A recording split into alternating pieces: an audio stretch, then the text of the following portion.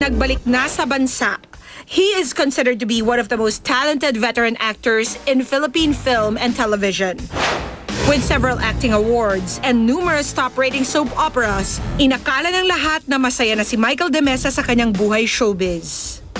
Until he came out with shocking news in 2009 at inannounce na iiwan na niya ang pagiging aktor dito sa bansa para manirahan at mamuhay ng normal sa Amerika.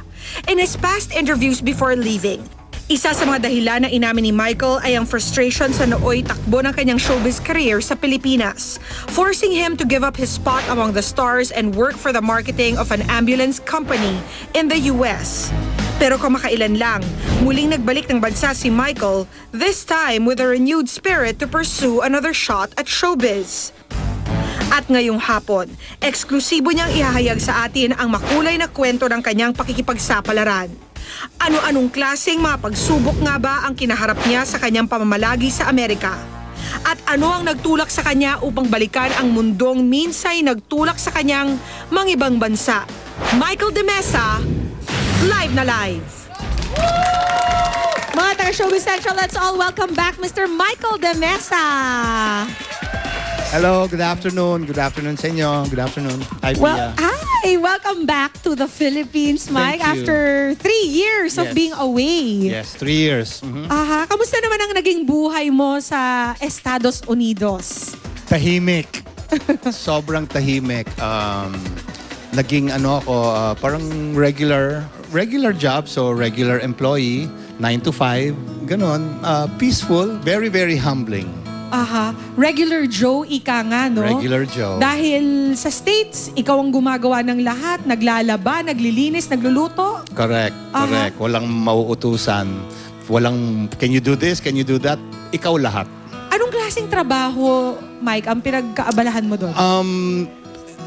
I had a marketing position for this ambulance provider, Lynch Ambulance. It's a family-owned company. And I do marketing. So, pumupunta ako sa mga hospitals, sa mga nursing homes. Tapos, minamarket ko yung services namin.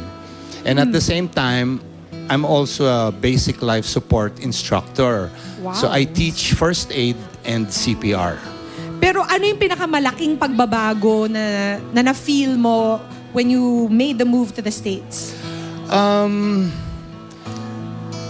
Sa sarili ko, I realized na kumbaga there's life outside of showbiz. Na-experience ko kung ano yung na-experience ng mga regular people. Yung advantages or yung perks that I had here, wala talaga doon. And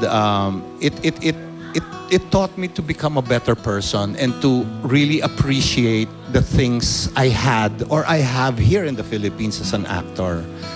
And now that you're back in the country doing the work that you are used to doing, does it mean na may regrets with the move that you made, that it's not really the life for you and you're back to the life that you really want? Well, no regrets. Ako naman, I've lived my life as,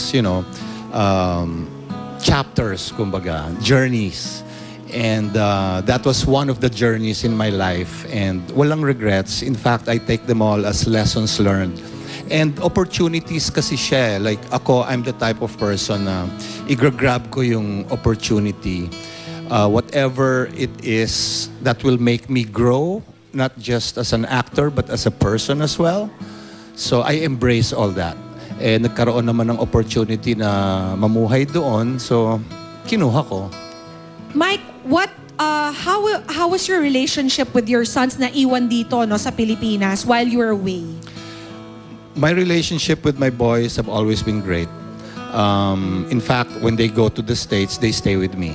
Or they stay with their brother in Las Vegas. And we've never had yung communication problems. So even if I was away, we would still communicate. Halos araw-araw, ganon.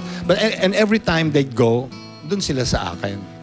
Mike, I'm so glad to see you again. I'm sure a lot of your admirers, your fans are also happy to be seeing you working Thank on you. TV once again. Kailan mag-uumpisa ang bago mong proyekto dito? Yes, mag-uumpisa na yung bago naming show, yung Kasalanan Bang Ibigin Ka on June 4 sa afternoon to sa Drama-Rama ng GMA. Afternoon, yeah. Kasama mo dito si Jackie Rice. Correct, si Jackie Yes, Rice. And she's right here. Jackie, please join us. Hi! Hi. Hello, good afternoon po. Hello. How are you? Okay naman po. Okay, Jackie, imbitahan mo na mga kapuso natin para sa panibago mong programa. Ayan, sa June 4 na po yan. After ng Hiram na Puso, June 4 na. So, abangan nyo, directed by Mark Reyes. So, thank Yes. you so much for Thank being you. here in Showbiz Thank you. Central. Jackie, good luck on the new project. Thank you. Sana manood sila. Sana. June 4 na po yan. June 4. Kasi kasama rin namin dito si Jeff Eigenman. So, actually familiar yung name niya sa akin si Jeff Eigenman. So, first time lang namin Close magkasama sa kayo? isang teleseries. Yeah, close kami. Yeah. At saka, kakaiba itong storya kasi kung makikita nyo, kami ni Jackie, mag-asawa kami dito. Wow. So yun abangan lang. niyo yun. Yun lang muna. Mag-asawa kami ni Jackie rito, pero Abangan nila meron kung siyang paano ko ibang guguluhin. minamahal. Ganon.